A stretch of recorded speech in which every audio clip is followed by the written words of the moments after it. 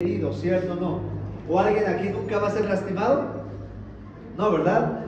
Todos vamos a ser lastimados. Es más, tú alguna vez vas a lastimar a alguien, vas a ofender a alguien y necesitas aprender a pedir perdón. Y me causa mucha curiosidad que muchos de los problemas que hoy existen en las familias es porque la gente no sabe pedir perdón. Si tan solo supiéramos pedir perdón y supiéramos perdonar, otra cosa sería en nuestra vida, en nuestra iglesia, en nuestro país, en nuestro amado México. Así que es una serie sumamente importante.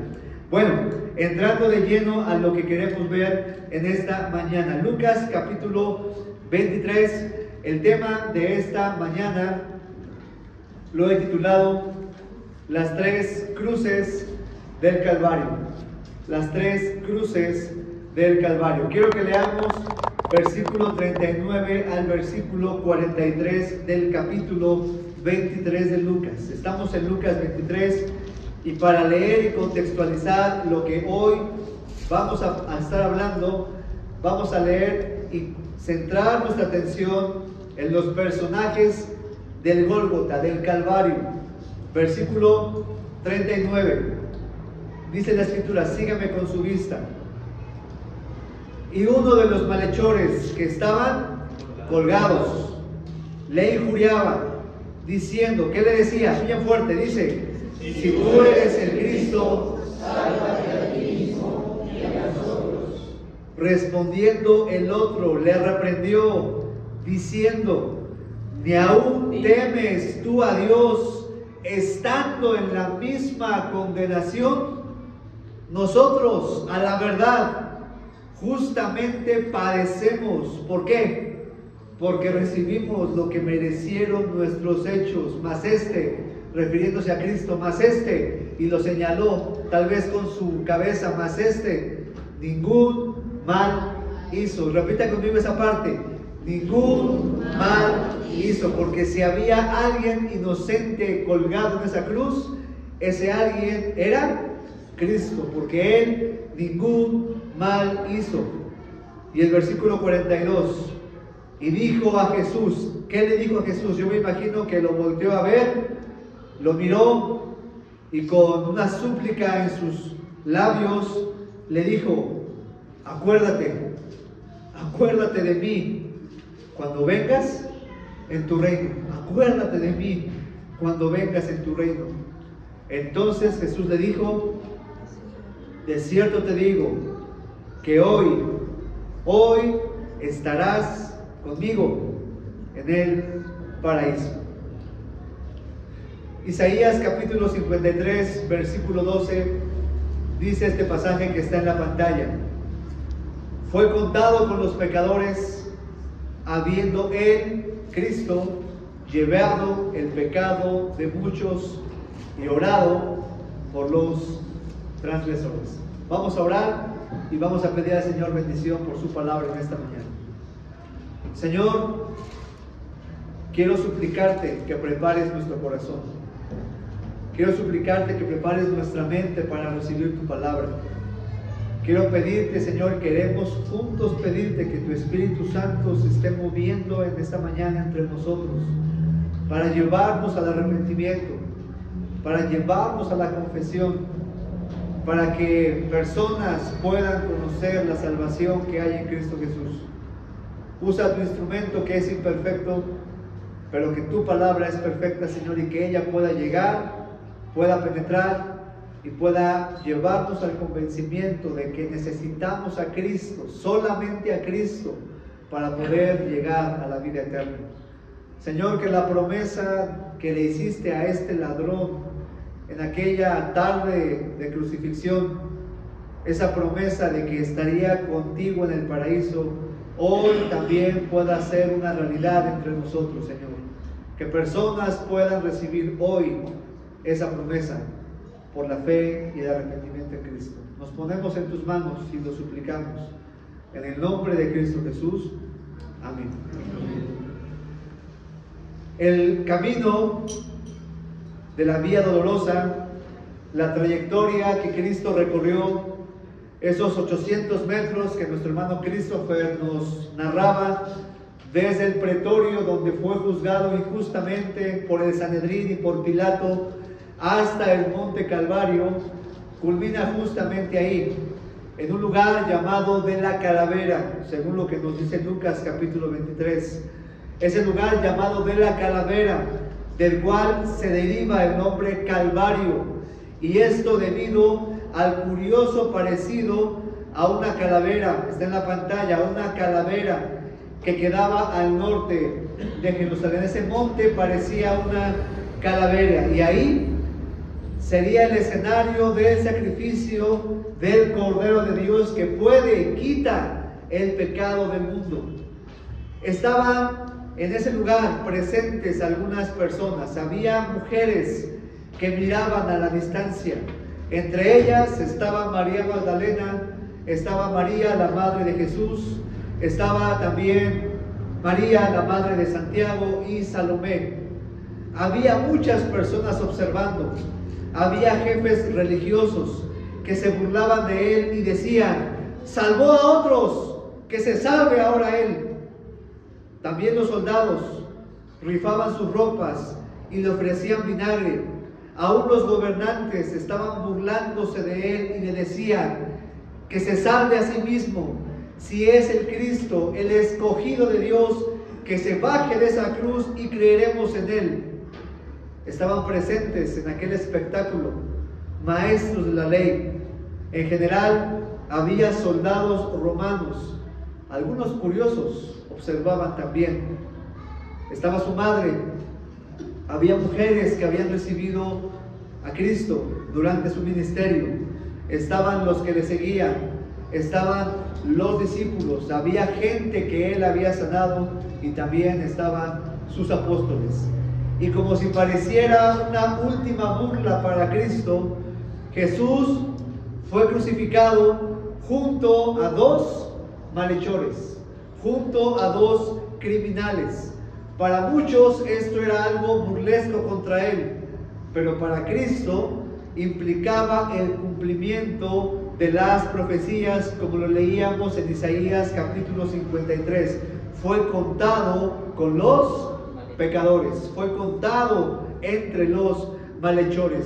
Y qué mejor escenario, queridos amigos y hermanos, qué mejor lugar para consumar la obra redentora de Cristo que en medio de dos personas viles y pecadoras, que en medio de personas que eran la escoria de la humanidad, dos malhechores que merecían estar crucificados, homicidas, revoltosos, violadores, sediciosos. Esos eran los malhechores que estaban crucificados junto a nuestro Señor. Ahora, en nuestra travesía de 70 veces 7, debemos reconocer, y desde el primer mensaje dejamos en claro, que el perdón es un acto puro de amor. El perdón es un acto de entrega y es un milagro. El perdón no es algo que va a nacer en tu corazón. Si yo te pidiera que perdonaras a alguien que te ha lastimado, a alguien que te ha ofendido y que te ha hecho pasar momentos de angustia, seguramente en tu corazón dirías: yo no puedo, yo no quiero. Y estás en lo correcto. Tú no puedes hacer eso, porque el perdón es un milagro que ocurre en el corazón. En aquel día de crucifixión, Jesús nos dejó un claro ejemplo de esto, puesto que las palabras "hoy estarás conmigo en el paraíso" no fueron dichas a personas que a nuestro criterio merecieran recibir esas palabras tan preciosas. "Hoy estarás conmigo en el paraíso" fueron dichas a un hombre que no era justo. Ni siquiera fueron dichas a un hombre que fuera moralmente bueno. No fueron dichas a uno de sus seguidores que había obedecido sus mandamientos. No fueron dichas a un hombre que había tomado una Biblia como Martín y había buscado al Señor. No fueron dichas a un hombre bueno. Fueron dichas a un hombre que había servido al pecado. Con toda probabilidad podemos decir que aquellos hombres eran cómplices de un hombre llamado Barrabás. ¿Se acuerdan que Barrabás también iba a ser crucificado? Barrabás también iba a ser muerto esa mañana, pero Cristo tomó su lugar y soltaron a Barrabás y pusieron en su lugar a Cristo. Seguramente esos hombres que estaban crucificados con él también habían sido cómplices de Barrabás. Eran individuos violentos, eran despiadados. Así que esas palabras, hermanos, fueron dichas a un hombre perverso, como Gary Ridgway, el que vimos en la pantalla. Un hombre que se había deleitado en matar, que había deleitado en ser violento, había deleitado y dedicado su vida conscientemente a ser un hombre inmoral. Este hombre que escuchó al final de su vida: hoy estarás conmigo en el paraíso, era un completo criminal, culpable de cada uno de los cargos, y él merecía estar en ese lugar. Sin embargo, el que menos merecía recibir ese perdón, el que menos merecía recibir esta gracia, fue el que la obtuvo. ¿Por qué? Porque el perdón de los pecados no es algo que merezcamos, no es algo que yo merezca. No hago absolutamente nada para merecerlo. Es una gracia, es un regalo, es un don, es un milagro de parte de Dios para nuestra vida, para tu vida. Y por eso podemos perdonar a la gente que nos ha lastimado. Si yo no puedo perdonar a nadie, es porque yo probablemente no he sido, primeramente, perdonado.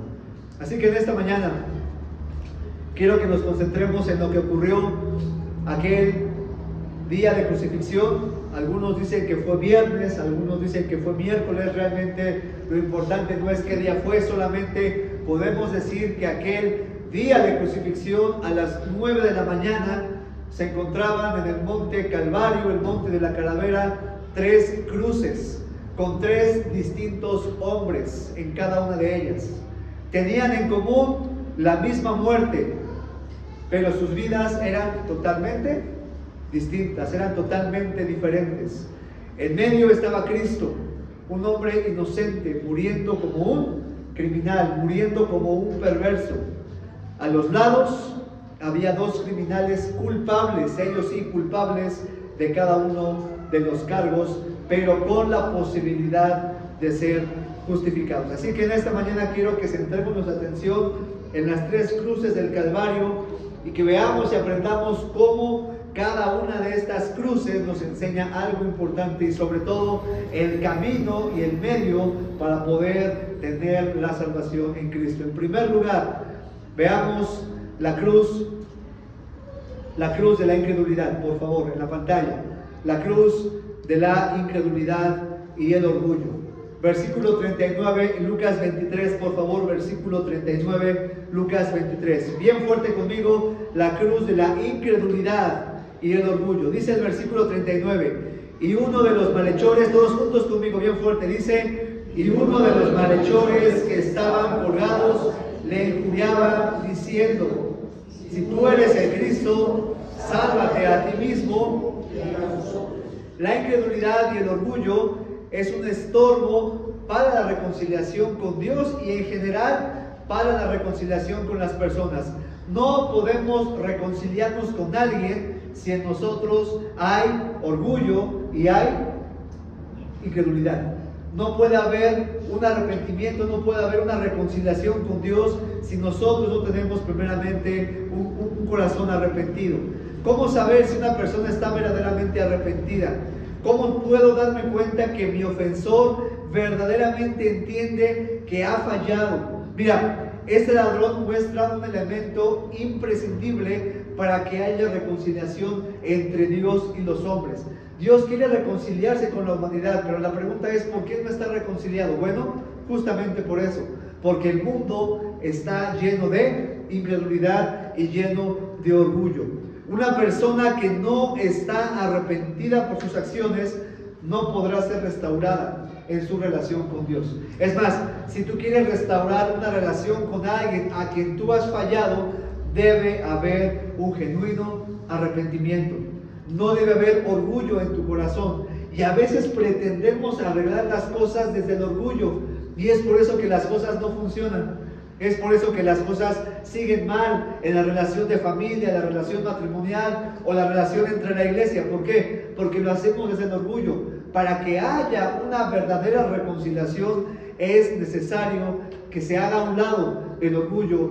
Y en este caso, para que haya una reconciliación con el Señor, es necesario que se haga a un lado la incredulidad. Mira lo que dice la Biblia de las Américas en cuanto a lo que pasaba en este versículo 39, está en la pantalla. Vean lo que dice. Adelante, por favor.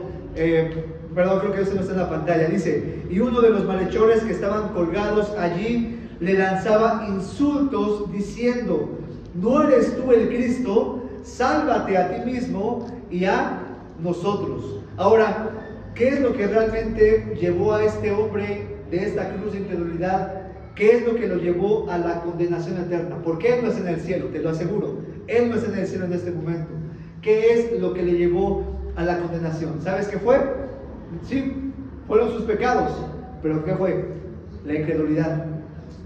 Se rehusó creer, se rehusó a arrepentirse, se rehusó ponerse a cuentas con el Señor. Lo que condenó a este hombre fue su falta de arrepentimiento y su falta de creer en el Señor. Ahora, yo quiero mostrarte en esta mañana rápidamente cómo es que se manifiesta la incredulidad. ¿Cómo puedes darte cuenta que una persona es incrédula?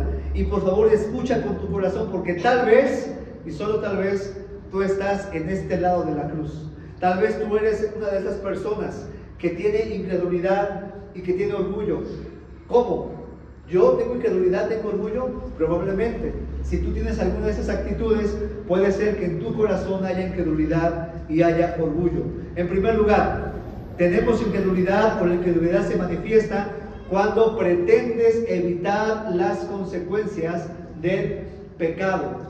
Cuando pretendes evitar las consecuencias del pecado. Miren lo que dice, ¿qué mencionaba este malhechor? Si tú eres el Cristo, ¿qué le decía? Sálvate a ti mismo y a nosotros. Si tú eres el Cristo, sálvate. Atención acá, hermanos, por favor. Si tú eres el Cristo, sálvate a ti mismo y a nosotros. ¿Qué es lo que le estaba diciendo a este hombre? Solamente estaba buscando salvarse a sí mismo.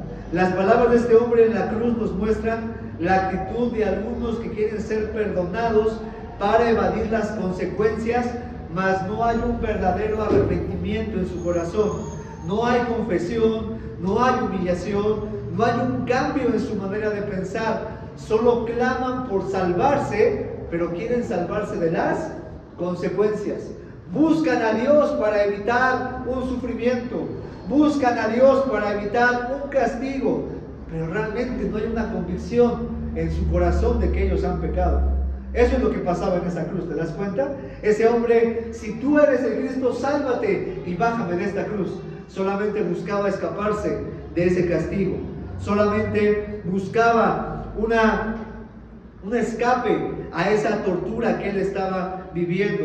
Este ladrón estaba más preocupado por la supervivencia física que por su alma y su destino eterno. No se daba cuenta que estaba a punto de morir.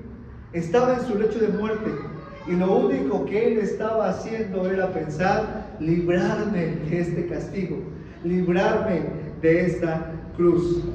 Este ladrón, en esa cruz de incredulidad, no alcanzó a ver que en aquella cruz del medio estaba Cristo, un hombre inocente que quería salvarlo más allá de la cruz. Y miren, queridos amigos y hermanos, muchas veces vemos así a Cristo como el escape a mis problemas terrenales, como el escape a mis problemas de salud, como el escape a mis problemas familiares, como el escape a mis problemas emocionales. Pero no estamos viendo en Cristo lo que verdaderamente Él quiere hacer, que es darte vida eterna.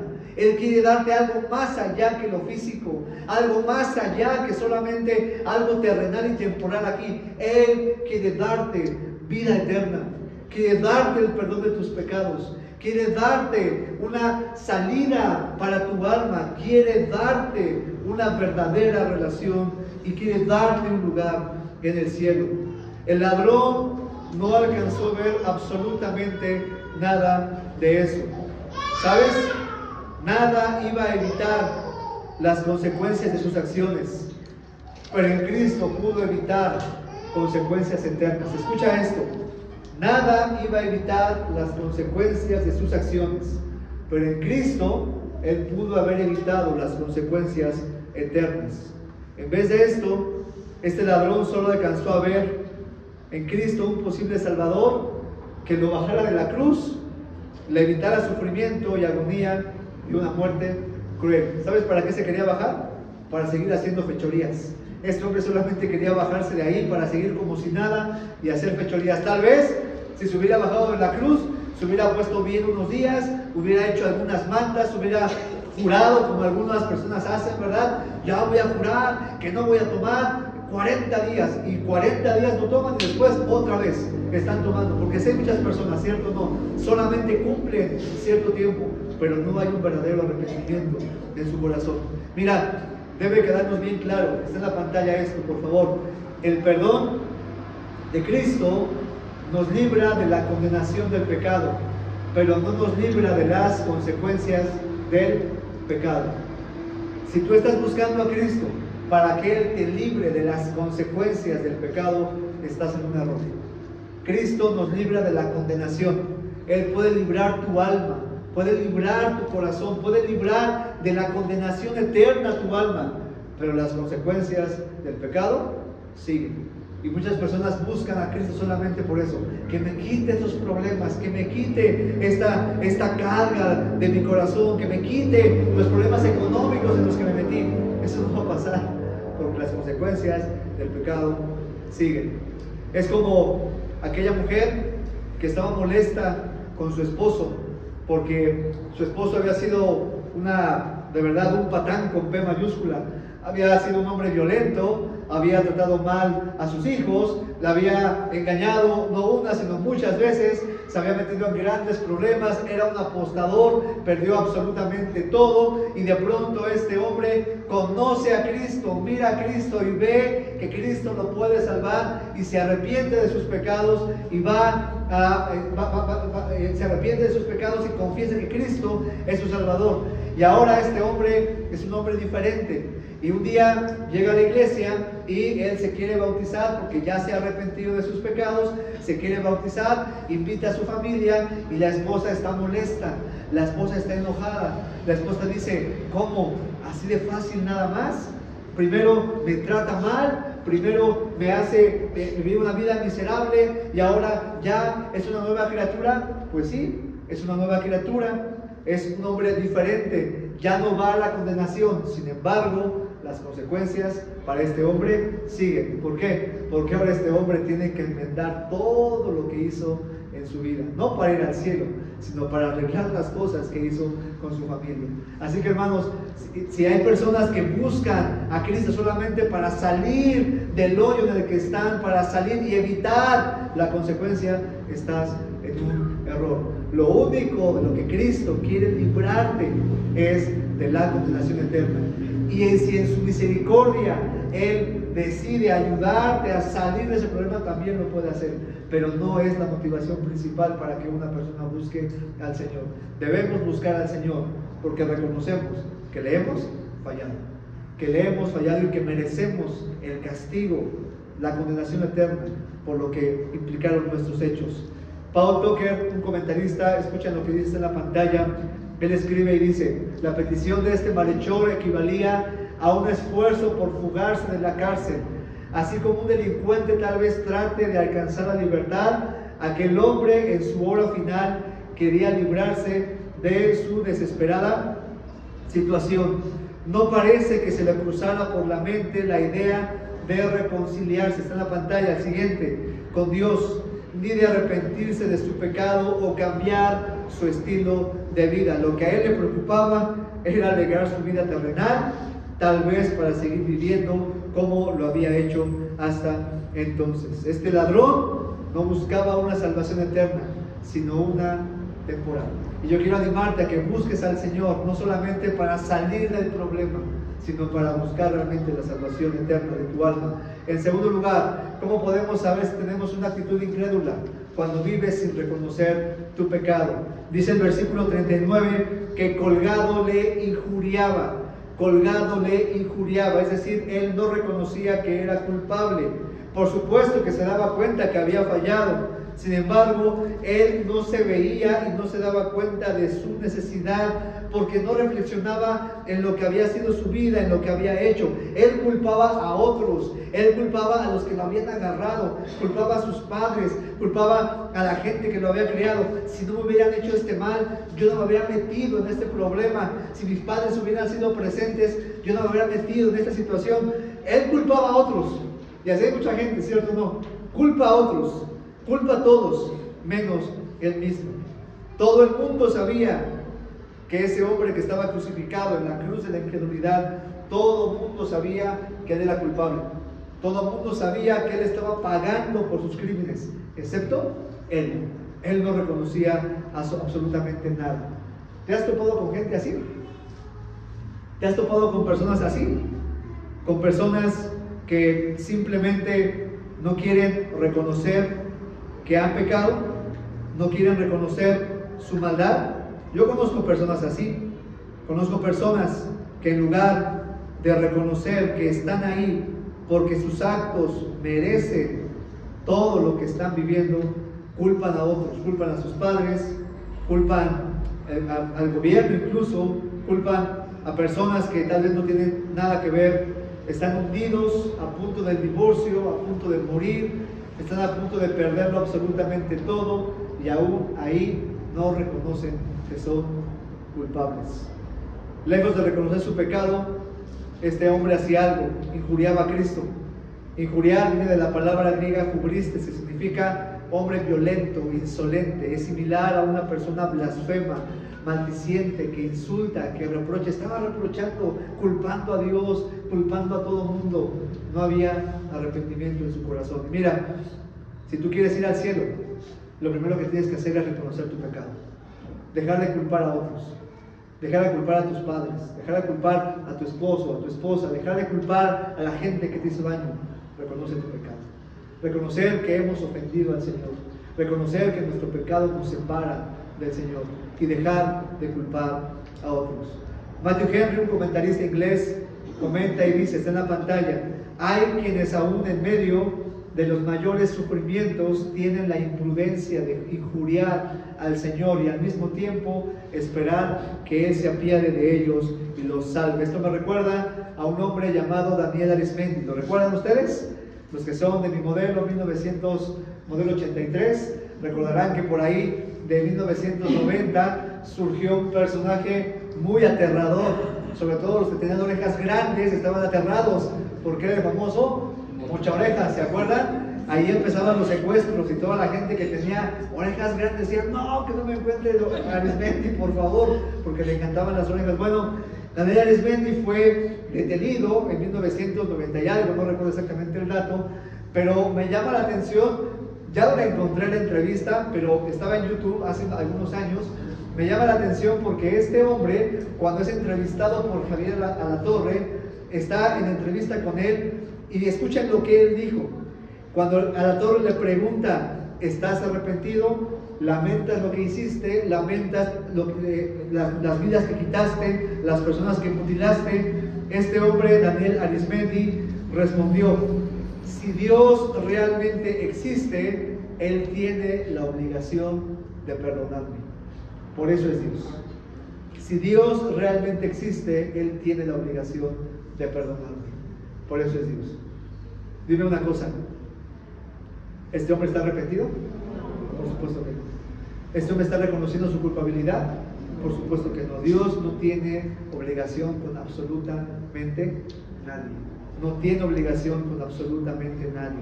Y hay gente que piensa que si eres cristiano tienes la obligación de perdonarme. Se supone que por eso él es cristiano, ¿no? Mira, ese tipo de gente no va a encontrar en ninguna manera reconciliación con Dios, porque Dios no tiene obligación con absolutamente nadie. Lo que lo que trae el perdón de los pecados es lo contrario. Ve lo que dice la pantalla en el Salmo 51:17.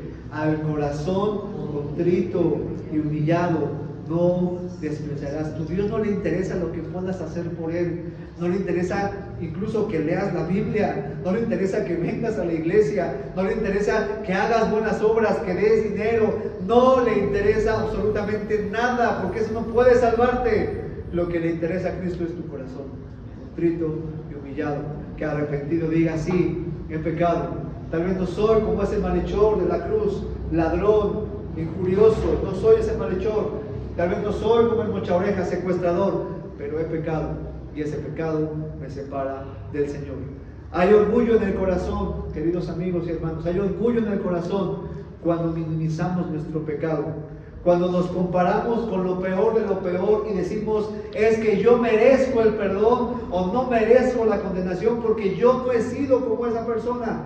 Pero sí has pecado, hemos pecado y estamos en el mismo barco de pecadores que los ladrones, homicidas y los sediciosos. Ahí en ese barco están los mentirosos, los enojones, las personas que hablan maldiciones. Ahí estamos todos y cada uno de nosotros. Hay orgullo en el corazón cuando no venimos a Dios con un corazón contrito y humillado.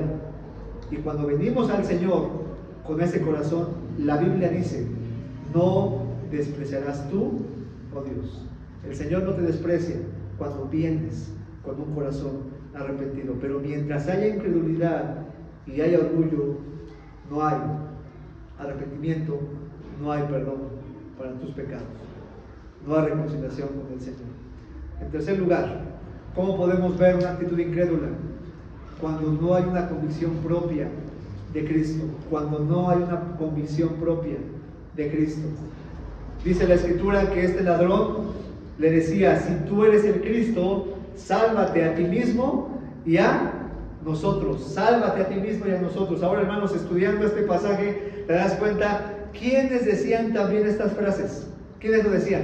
¿Leyeron con atención? El pueblo, la gente que lo rodeaba. Si te das cuenta, los religiosos decían: a otro salvó, que se salve a sí mismo. Si los ladrones, los soldados lo veían, decían: baje de la cruz, si tú eres el Cristo, sálvate a ti mismo. Entonces este malhechor, ¿qué es lo que estaba haciendo? Repitiendo justamente lo que había escuchado. No tenía una convicción de Cristo, solamente estaba dejándose llevar por lo que la turba decía, por lo que la mayoría decía. Ese hombre que está colgado ahí en medio es un mentiroso, es un blasfemo. Si fuera Cristo, se bajaría de la cruz. Si fuera el Mesías, bajaría y se salvaría a sí mismo. Y este ladrón solamente escucha lo que todos dicen y empieza a repetir exactamente lo mismo. ¿Sabes de qué me habla eso?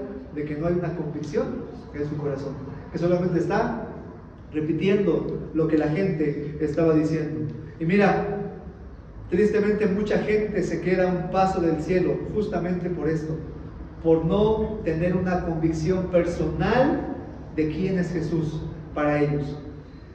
Crean una convicción de lo que otros le han dicho, crean una convicción de lo que sus padres les han dicho, pero no tienen una convicción personal de lo que Cristo es. Saben quién es Cristo, saben que murió en la cruz. Mucha gente esta semana, ¿qué es lo que va a hacer, hermanos?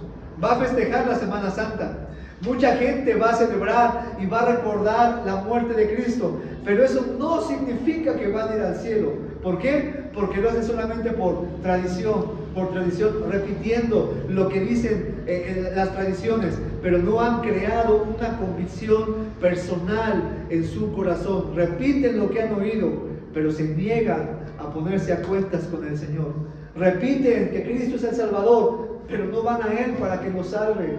Saben que pueden perdonar los pecados de la humanidad. Es más, tú le preguntas a mi hija Lucy: ¿para qué murió Cristo? Para perdonar los pecados. Y yo pregunto: ¿y ya perdonó los tuyos? ¿Ya perdonó tus pecados? ¿De qué sirve saber que Cristo quiere darte vida eterna, que vino a salvar, si tú no vienes a Él? ¿Y sabes por qué no vienes a Él? Tal vez porque piensas que es cambiar de religión. Tal vez porque te han dicho que la religión es una manipulación. Tal vez porque te han dicho que solamente seguir reglas, tal vez te han dicho tantas cosas y has creado una convicción en base a lo que te han dicho y no has creado una convicción, no has probado que Cristo puede cambiar tu vida. Como lo escuchamos los testimonios aquí en la mañana, ¿se acuerdan? ¿Cuántos testimonios, cuántas cosas de personas cambiadas? Y faltaría tiempo para que cada uno pudiéramos contar lo que Cristo ha hecho en nuestras vidas. Pero ¿sabes? Todos los que estamos aquí, la gran mayoría, tuvimos que llegar, y muchas personas, llegar a la convicción de que Cristo es mucho más que solamente una persona religiosa, es mucho más que un profeta, es mucho más que una religión. Cristo es mi Salvador, es el Señor de mi vida, es el que murió por mí en la cruz, es mi Dios y también quiere ser tu Dios. Pero tienes que venir a Él, acercarte a Él y no repetir y no seguir con lo que te han venido enseñando, no seguir con lo que has venido creyendo. Ven a Cristo y el Señor quiere perdonar tus pecados. Si tan solo este ladrón incrédulo hubiera visto más allá de lo que la gente oía y decía, este hombre hubiera estado en el cielo. Pero no fue así. Se quedó fuera del cielo. ¿Por qué? No por ser un malhechor criminal, por su incredulidad. El que rehúsa creer que Cristo es el Salvador se quedará fuera de la gloria eterna. Así que esa es la cruz de la incredulidad, una cruz llena de orgullo. En segundo lugar, hermanos, veamos la cruz del arrepentimiento. La cruz del arrepentimiento. En segundo lugar, la cruz del arrepentimiento y de la humildad. Versículo 40, por favor. Versículo 40. ¿Estás conmigo? Lucas 23. Versículo 40, bien fuerte, lea conmigo lo que dice la palabra del Señor en este pasaje. Todos juntos, dice así: respondiendo el otro, le reprendió diciendo: y vamos a leer más fuerte, versículo 41, todos juntos, dice: nosotros a la verdad justamente padecemos, porque recibimos lo que merecieron nuestros hechos, mas ningún mal hizo. Ese segundo ladrón del que vamos a hablar ahora, la cruz del arrepentimiento y humildad, no era mejor que el primer ladrón. No era como lo que nos quiere decir en la tradición popular, el ladrón bueno y el ladrón malo. Yo no conozco a ningún ladrón malo, como los videos que salen en YouTube, ¿se acuerdan? Ahí está el muertito ya, el ladrón que le dieron crack por andar ahí de malhechor, y sale la mamá: es que mi hijo era tan bueno, no se metía con nadie, sí era drogadicto, pero no le hacía daño a la gente. O sea, ¿qué era? Un malhechor. No era bueno, no era una persona digna de recibir perdón, tal vez a nuestro criterio. Este malhechor del que vamos a hablar ahora era un malhechor en toda la extensión de la palabra. Era un criminal que merecía estar crucificado. Pero ¿sabes lo que me enseña esto, hermano? Lo que me enseña es que existe esperanza aún para el peor de los pecadores. Existe esperanza aún para la persona que ha sido culpable de cargos horrendos. Existe esperanza para el que viene en corazón contrito y humillado. ¿Cuál era la diferencia entre la cruz de la incredulidad y la cruz del arrepentimiento? Uno era criminal, incrédulo y orgulloso. Del otro lado vemos lo contrario, un corazón arrepentido y humillado. Y aquí es donde está toda la diferencia. No está en las acciones, no está en lo que haces o no haces, está en que tu corazón se arrepienta y venga y confiese que Cristo es el Salvador del mundo. ¿Cómo se ve el arrepentimiento? Rápidamente, 3 cosas que manifiestan arrepentimiento en tu corazón. Lo primero, reconoce que le has fallado a Dios. Reconoce que le has fallado a Dios. Versículo 40. Cuando este hombre malhechor escucha que su compañero está injuriando a Cristo, le dice: ¿ni aún temes tú a Dios estando en la misma condenación? ¿Ni aún temes tú a Dios? Estas palabras podrían traducirse: ¿no temes comparecer ante la presencia de Dios? ¿No te da miedo que vas a morir y vas a ir delante de Dios? La realidad es que estás a punto de enfrentar a Dios estás a punto de ir a su presencia y no tienes ni tantito temor de que vas a ir ante el juez justo y que Él juzgará tus pecados, Él juzgará tu vida. ¿Sabes? La realidad de que iba a enfrentar al Dios del universo, la realidad de que este hombre que estaba en esta cruz estaba a punto de terminar su vida y reflexionando en lo que había hecho, se da cuenta que no hay nada absolutamente bueno, se da cuenta que va a ir delante de Dios. Eso es lo que mueve su corazón y lo que mueve su conciencia, saber que un día va a comparecer ante el Señor. Y mira, eso aplica exactamente lo mismo para ti y para mí y para cada ser humano. Lo que dice la Escritura en Hebreos 9:27, está en la pantalla, Hebreos 9:27, léalo conmigo, dice: y de la manera que está establecido para los hombres que mueran una sola vez, y después de esto, está establecido, es una ley, que los hombres mueran ¿cuántas veces? Una sola vez, una sola vez, y posteriormente a esa muerte, ¿qué hay? Un juicio, no hay más allá, no hay más vida después, es decir, no hay otra reencarnación, a eso me refiero. No hay una reencarnación, no es que vas a regresar y ahora voy a ser una mariposa, o voy a ser un cachorro, o voy a ser otra persona y ahora voy a ser gringo. Ojalá, ¿verdad? Fuéramos gringos y naciéramos del otro lado. Híjole, me quedé un cachito de nacer del otro lado. No va a pasar absolutamente nada de eso. Está establecido, es una ley. Muramos una sola vez, inmediatamente después de morir. ¿Qué pasa? El juicio. Una persona que muere, en el instante que muere, cierra sus ojos aquí y según lo que veo en la Biblia, está delante de ¿quién? Del Señor. El juicio. El juicio, ¿para qué? Para comparecer. Ni aún temes tú a Dios estando a punto de comparecer, y en ese momento Dios no va a ver tus obras, ni siquiera que sean buenas. Dios solamente va a ver una cosa: a Cristo. Si ve a Cristo en ti, si ve que tú pusiste tu fe en Cristo, tu arrepentimiento en Cristo, tú podrás estar en el paraíso. Pero si no ve eso en ti y ves solamente que hubo orgullo, negación, no quisiste arrepentirte de tu pecado, no quisiste confesar a Cristo, en ese momento habrá condenación eterna.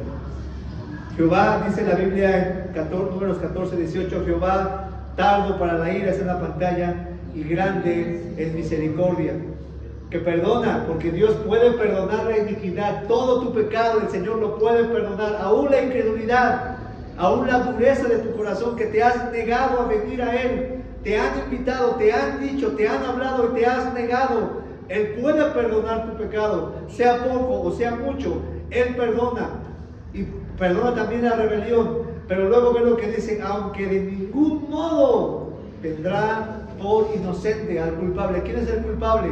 ¿Sabes quién es el culpable? Todos. Pero el que culpa al Señor aquí es aquel que se rehúsa a creer en el medio que Él proveyó para la salvación. Si tú eres hallado culpable, es porque te rehusaste en creer en la cruz de Cristo Jesús. Te rehusaste a arrepentirte de tus pecados. Te rehusaste a venir a Él en confesión de pecados. La humanidad, todos necesitamos reconocer que le hemos fallado a Dios.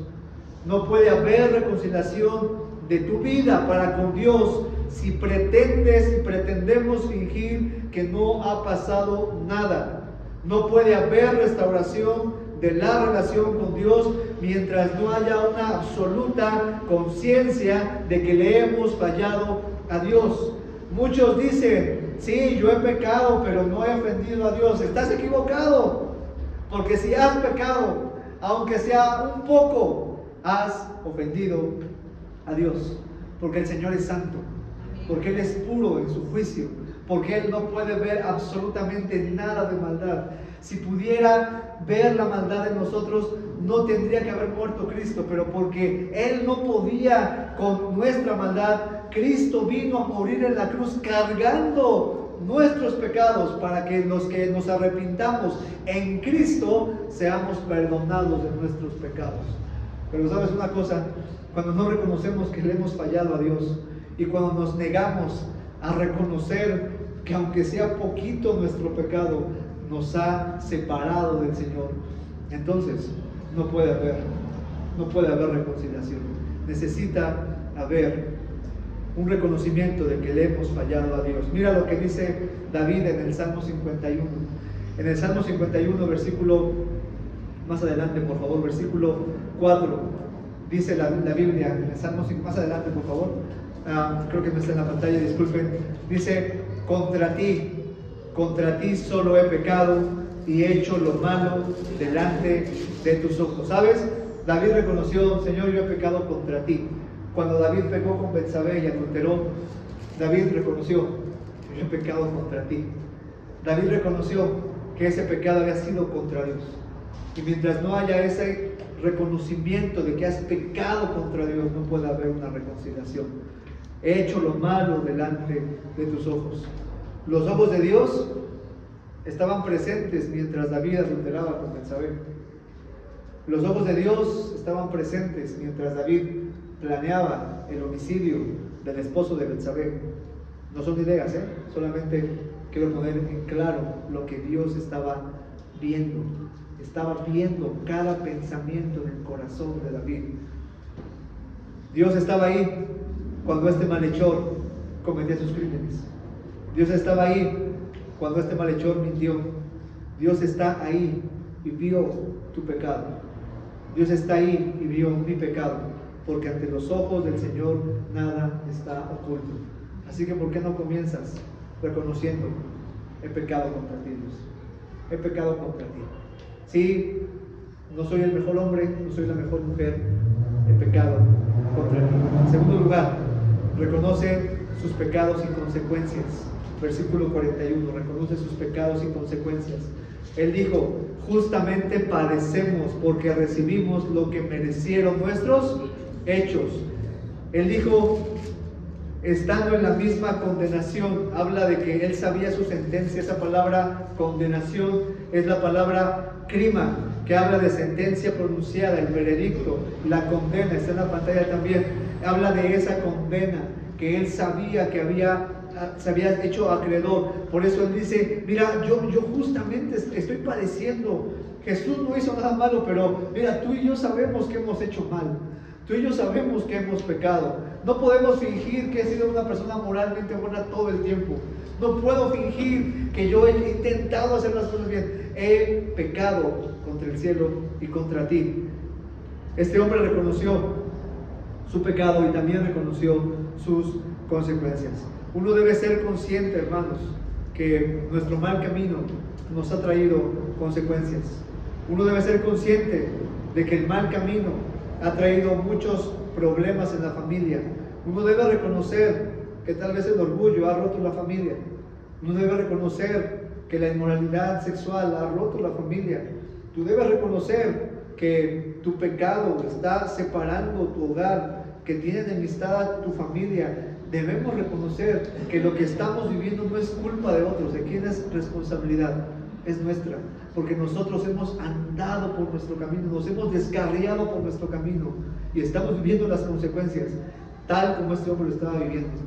Este hombre se dio cuenta y dijo: yo no tengo que pedirle al Señor que me baje de la cruz, estoy mereciendo, estoy pagando, pero quiero esperanza, quiero tener esperanza para mi vida.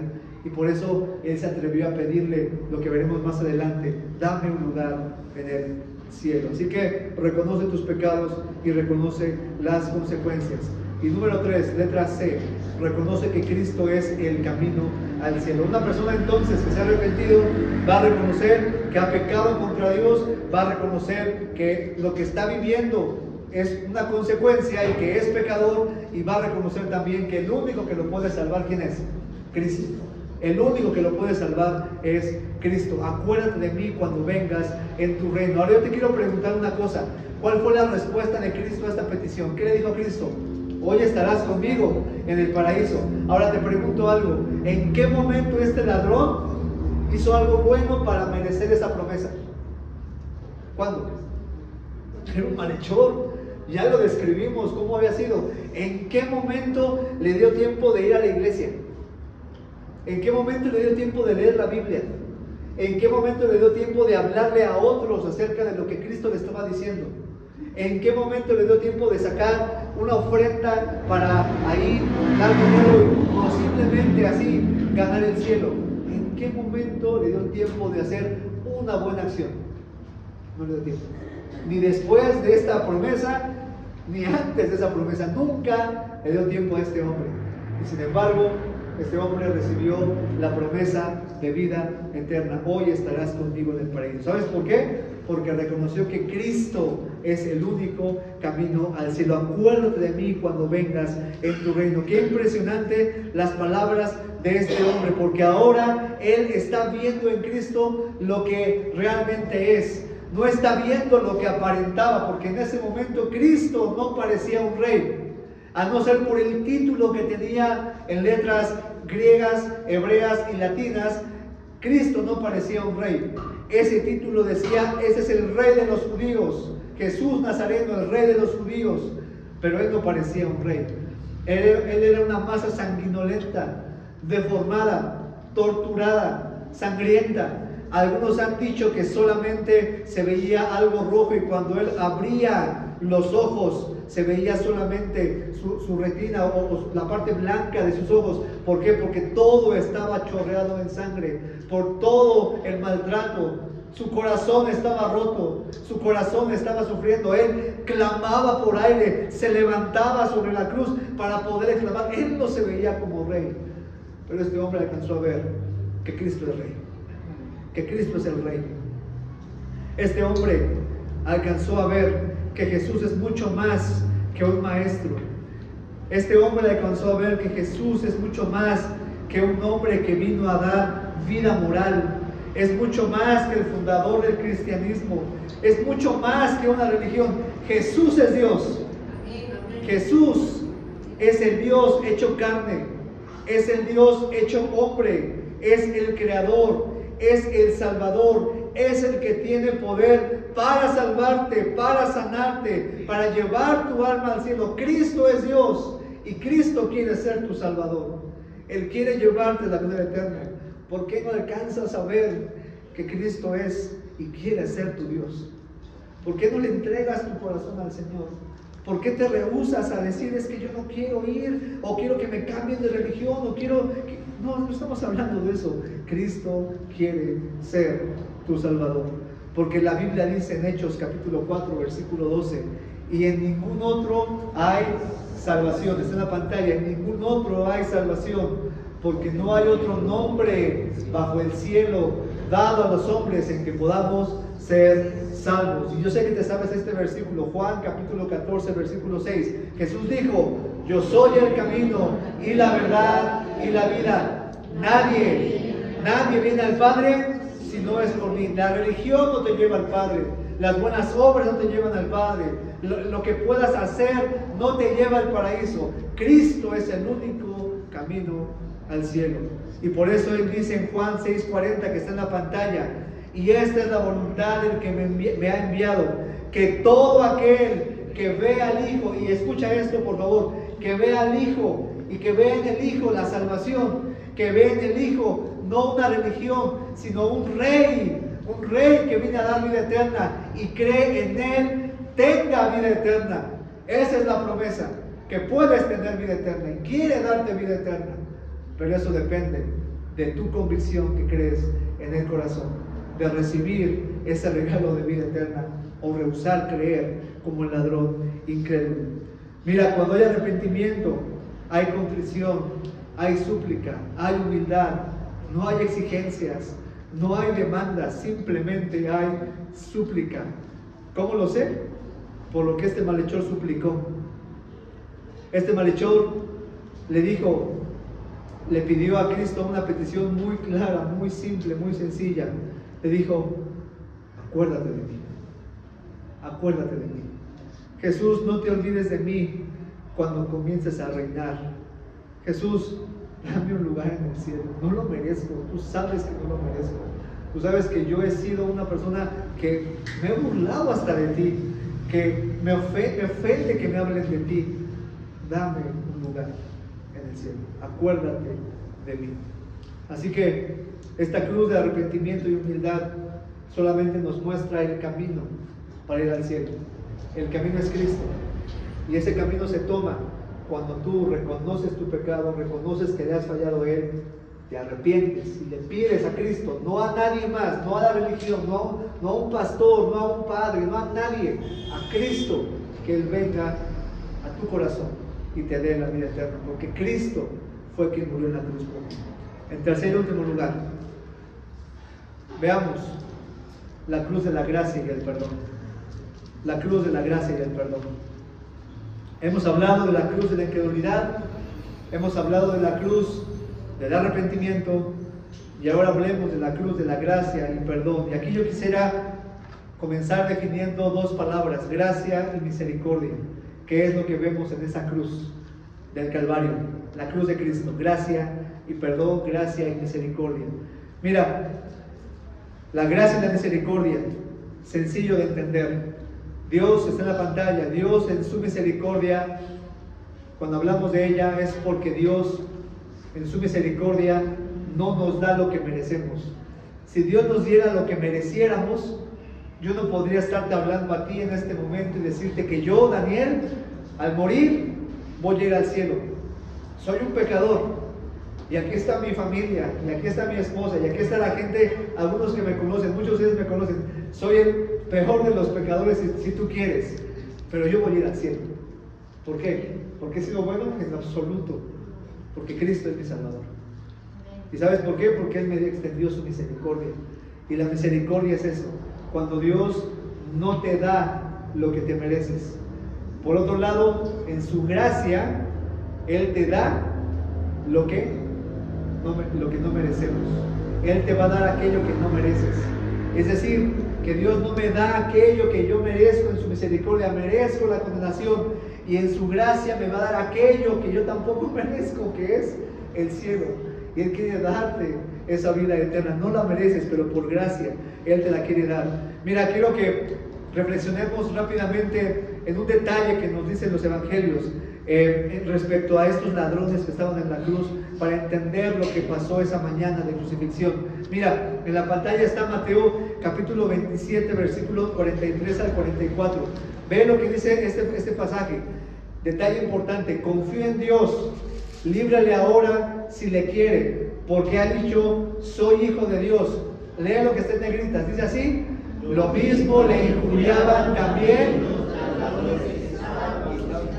Lo mismo le injuriaban los ladrones que estaban crucificados con Él. Ahora ve lo que dice Marcos 15, 31 al 32. Está en la pantalla también, por favor, bien fuerte. Dice: de esta manera también los principales sacerdotes, escarneciendo, se decían unos a otros con los escribas: a otros salvó, a sí mismo no se puede salvar. Y el siguiente, por favor, dice, por favor: el Cristo, Rey de Israel, descienda ahora de la cruz para que veamos y creamos. Luego lean lo que dice: también los que estaban crucificados con Él.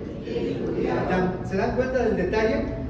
Dice la Biblia en los evangelios que al principio de la crucifixión, es decir, a las 9 de la mañana que comienza la crucifixión, estaban los tres clavados, y los dos malhechores, ¿qué estaban haciendo? Injuriándole. Es decir, que el incrédulo le injuriaba desde el principio, pero también este malhechor que después se arrepintió, al principio, ¿qué estaba haciendo? Injuriándole.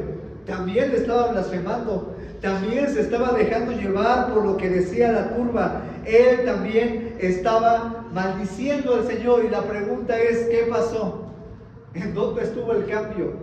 ¿En dónde está el arrepentimiento de este hombre? ¿Qué es lo que este malhechor, que al principio no alcanza a ver, después puede ver en Cristo? Porque al principio lo ve como un blasfemo, lo ve como un mentiroso, lo ve como el que también lo podía salvar de la cruz. También le injuriaba. ¿En dónde está el cambio en este malhechor? Quiero decirte que hay dos cosas que encuentro que posiblemente obraron el cambio en el corazón de este hombre que le injuriaba. En primer lugar, ¿qué cambió en la vida o qué perspectiva vio este malhechor? Lo que impactó su corazón es la manera de amar y entregarse de Cristo por los pecadores. Está en la pantalla. Su manera de amar, su manera de entregarse por los pecadores. Eso es lo que cambió en el corazón de este hombre. La Biblia dice que en ese momento de la cruz hubo tinieblas desde la hora sexta hasta la hora novena. Es decir que a partir del mediodía, a las 12, hasta las 3 de la tarde, hubo tinieblas. Y cuando habla de tinieblas, realmente se habla de densa oscuridad. Algunos creen y lo catalogan como un eclipse que ocurrió ese día de crucifixión. A las 12 del día, en pleno sol, hubo tinieblas en la tierra. ¿Por qué? Porque la vergüenza y lo horrendo de la cruz era tanto que Dios no permitiría que los hombres vieran todo el sufrimiento de su Hijo. Era algo horrendo. Déjame describirte un poco acerca de lo que este ladrón vio y cómo vio que Cristo lo amó y se entregó por él, y por eso cambió su mentalidad y su convicción. La muerte por crucifixión era la más terrible de las muertes. Esta muerte fue inventada por los persas 600 años antes de Cristo. Me parece que está en la pantalla también. 600 años antes de Cristo. Alejandro el Grande fue quien la introdujo en el mundo mediterráneo, principalmente en Egipto y Cartago.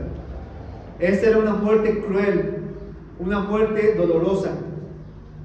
Cicerón, un historiador, la califica como la más cruel, terrible y odiosa de las muertes. Estaba solamente usada y era exclusiva para los peores criminales. Era lo que hoy sería equivalente a la pena de muerte o a la silla eléctrica, a la inyección letal. Flavio Josefo, otro historiador, la llama la más desgraciada de todas las muertes y torturas. La crucifixión era algo horrible, tan horrible que se excluía a los ciudadanos romanos de ella. Un romano no podía ser crucificado. Un hombre llamado Far la describe de la siguiente manera: ciertamente la muerte por crucifixión parece incluir todo lo que el dolor y la muerte pueden tener de horrible y espantoso. Vértigos por los calambres que se introducían en el cuerpo, por los clavos de 18 centímetros que penetraban las muñecas del ser humano, calambres que llegaban como toques hasta el corazón y hasta el cerebro, sed, hambre, insomnio, tétano, fiebre traumática. Algunos alcanzan a decir que probablemente llegaban a los 39 o 40 de temperatura por toda la infección que ya tenían los condenados a muerte. Vergüenza, mortificación, todo intensificado hasta el punto en que podía soportarse, porque los romanos eran expertos asesinos. Ellos hacían que la tortura fuera larga, sabían cuando alguien estaba a punto de morir y por eso le ofrecían vinagre, porque el vinagre actuaba como un dopante, los dopaban. ¿Para qué? Para que pudieran soportar, para que pudieran alargar el sufrimiento. Por eso Cristo no quiso vinagre, porque Él sintió todos y cada uno de los dolores, todo intensificado hasta el punto en que puede soportarse, pero todo detenido un poco antes de que la víctima muera. Eso es lo que este ladrón estaba viendo. Un hombre totalmente destrozado por los latigazos y el maltrato físico. Ahí estaba su salvación. Ese hombre torturado era su Salvador. Ese hombre flagelado era su Salvador. Ese hombre crucificado con una corona de espinas que desfiguró su rostro, golpeado con una caña, escupido, blasfemado. Ese es el Salvador. El Salvador de este ladrón, mi Salvador, y puede ser tu Salvador. Si tan solo ves en Cristo la salvación y el amor y la entrega por tus pecados, porque el Señor quiere salvarte y limpiarte y perdonar tus pecados. Pero ¿sabes? Me atrevo a decir que lo que más impactó el corazón de este ladrón, que primero le injuriaba, primero le maldecía, pero después al ver la entrega y ver el sufrimiento de Cristo, cambió.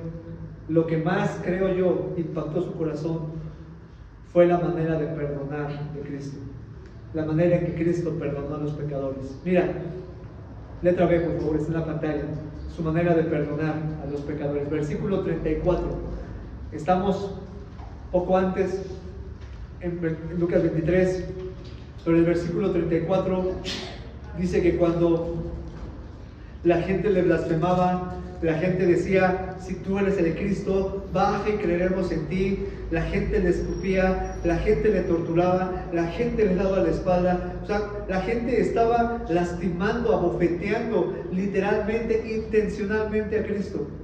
Y aún con todo el desprecio que Cristo recibía de la gente, aún con toda la blasfemia que Él recibía, porque recuerda, Cristo es Dios, con todo y todo, Cristo dijo, Padre, perdónanos, porque no saben lo que hacen. El impacto más grande de la cruz en este ladrón fue el perdón y el amor de Cristo por sus enemigos, por los que lo ofendieron. Eso fue lo que transformó su corazón.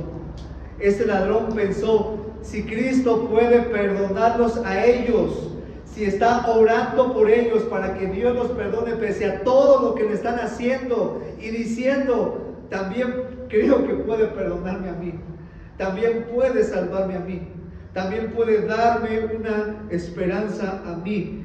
Y en ese momento él entiende que ese hombre está muriendo por él y lo ve ahora como rey y lo ve ahora como una oportunidad para ser perdonado por sus pecados, no para ser librado de esa cruz. Él sabía que iba a morir, él sabía que ya no había más para él en esta tierra, pero sabía que podía haber esperanza para él en el cielo. Y sabes, en ese momento este ladrón reflexiona y dice, lo único que necesito es que Cristo me perdone. Y él dice, Padre, acuérdate de mí cuando vengas en tu reino. Y le pide a Cristo que le dé un lugar en el cielo. ¿Quieres saber lo que impactará más a la gente que nos rodea? El perdón expresado en nosotros hacia los que nos lastiman o ofenden. ¿Quieres saber lo que va a impactar a la gente que está cerca de ti? ¿Quieres saber lo que va a ayudar a que la gente confíe en Cristo? La manera en que tú perdonas. Por eso estamos hablando de esto, hermanos, 70 veces 7. Si nosotros aprendemos a perdonar, aún a la gente que más nos ha hecho daño, aún a la gente que más nos ha lastimado, si podemos reconciliarnos con aquel malhechor que sí te lastimó, que sí te ofendió, que sí te hirió de una manera profunda, que no merece el perdón porque se ha equivocado, pero si esa persona viene a arrepentimiento y la gente ve, mira, puede haber reconciliación. ¿Por qué? Porque Cristo es el que perdona y el que reconcilia y el que da perdón de pecados a todos. Eso es lo que va a impactar. Eso es lo que va a dar una transformación por completa a la humanidad. Que vean en Cristo el perdón de los pecados. Pero ¿sabes cómo lo van a ver? A través de ti y a través de mí. A través de nosotros. Que nuestras relaciones, hermanos, sean reconciliadas por el perdón que hay en Cristo Jesús. Así que hemos hablado de 3 cruces. La cruz de la incredulidad y orgullo. La cruz del arrepentimiento y humildad. Y la cruz de la gracia y el perdón. La cruz que te da la vida eterna. La cruz que te da la promesa de salvación. Mira, es respetable en qué lado de la cruz quieras estar. Yo un día estaba en esta cruz. A pesar de ir a la iglesia desde pequeño, a pesar de que yo iba desde que era ¿cómo se dice? Se me olvidó el nombre, un nonato, un bebé, estaba en el vientre de mi madre. A pesar, yo iba a la iglesia desde ahí, porque mis padres iban a la iglesia desde que era pequeño, desde que eran jóvenes, pero eso no me hizo hijo de Dios, eso no me salvó. Yo crecí en la iglesia y crecí con incredulidad. Crecí con orgullo, sin pedir perdón, sabiendo lo que Dios había hecho, escuchando, pero sin creer. Hasta que un día entendí que yo, poco o mucho, había pecado y decidí arrepentirme de mis pecados. Y decidí tener la actitud del ladrón de la cruz, que no merecía perdón, pero pedí a Cristo que Él me perdonara, porque Cristo es el único que me puede llevar al cielo. ¿Sabes? Yo estoy seguro que si hoy muriera, hoy estaré con Él en el paraíso. Esa promesa es mía y esa promesa es para muchos. Y solamente quiero decirte que esa promesa implica 3 cosas. Una, salvación personal. Jesús le dijo a este hombre, de cierto te digo. ¿Se le dijo a quién? A este ladrón. No les dijo a los 2, ¿o sí? Le dijo a quién? A este. De cierto te digo a ti que te estás arrepintiendo. De cierto te digo hoy estarás conmigo en el paraíso. ¿Sabes por qué? Porque la salvación es un asunto personal. La salvación es un asunto que es individual, no es transferible, no es heredable, no es algo colectivo, no es que si tu familia la tiene también tú, no es así. Aún nuestros niños que están allá adentro, mis hijas, los hijos de Christopher, necesitan salvación en Cristo, porque no es algo que se transfiera. Cada ser humano tiene que llegar a la convicción de que Cristo es el Salvador y tienen que pedirle perdón a Él. Así que cuando una persona lo hace, la salvación es personal, como este hombre le dice: de cierto te digo, hoy estarás conmigo en el paraíso. Pero también la salvación, y creo que está en la pantalla, estamos viendo la conclusión, por favor. La salvación también, adelante por favor, es algo presente, es algo presente, porque le dijo a Cristo a este hombre: de cierto digo que hoy estarás conmigo en el paraíso. Es algo que es presente. Ese hombre sí murió debido a sus consecuencias, sin embargo, al morir y cerrar sus ojos aquí en la tierra, en ese mismo instante, ¿en dónde estuvo? En el paraíso. Hoy estarás conmigo en el paraíso. La salvación es eterna y puede ser para ti. Jesús mismo dijo en Juan 5:24, está en la pantalla, Jesús dijo esta gran verdad: de cierto os digo, el que oye mi palabra, y mira, tú has oído hoy la palabra, y crea al que me envió. Tienes que creer este mensaje, tienes que arrepentirte. Esa persona que oye y cree, la consecuencia que es, tiene vida eterna. No le dice tendrá, no le dice tal vez estarás conmigo en el paraíso. Mira, déjame ver, depende de tus obras. No le iba a alcanzar a este ladrón, ya no iba a tener vida. Le dijo: hoy estarás conmigo en el paraíso. Hoy, si tú llegas a morir, ¿a dónde irías? Si llegas a morir el día de hoy, ¿estarías en el cielo? ¿Qué sería de tu alma? Hoy puedes tener la seguridad de que puedes ir al cielo. No porque viniste a la iglesia hoy, sino porque hoy te arrepentiste de tus pecados. Hoy estarás conmigo en el paraíso. Es una salvación presente. Y finalmente es una salvación perfecta. Está en la pantalla, una salvación perfecta. ¿Por qué? Porque el Señor promete el paraíso. Él promete un lugar en el cielo, un lugar sin llanto, sin dolor, sin enfermedad, sin la presencia del pecado y con la presencia de Dios por la eternidad. Hoy, en este instante, este ladrón está en el paraíso. ¿Sabes? Si yo llego a morir, muchos dicen: ¿a quién quieres conocer cuando vayas al cielo? Muchos dicen: a David, a Daniel, grandes héroes de la fe. Claro que sí, son grandes héroes, pero ¿sabes a quién me quiero topar yo? A este hombre. Si algo quiero ver yo, es a este hombre, y platicar con él, y charlar con él. Algunos, en manera de broma, han dicho que era tan buen ladrón que alcanzó a robarse el cielo en el último instante, porque la vida eterna, hermano, está disponible mientras hay vida. Mientras hay esperanza de vida, hay esperanza de vida eterna, y puede ser para ti. Pero ¿sabes? Tú puedes estar del lado de la cruz que tú quieres, de la incredulidad o del arrepentimiento. Eso depende de ti. Vamos a ponernos de pie y vamos a orar. Les suplico que guardemos reverencia, que estemos en quietud, que cerremos nuestros ojos y oremos en esta mañana al Señor. Así, con tus ojos cerrados,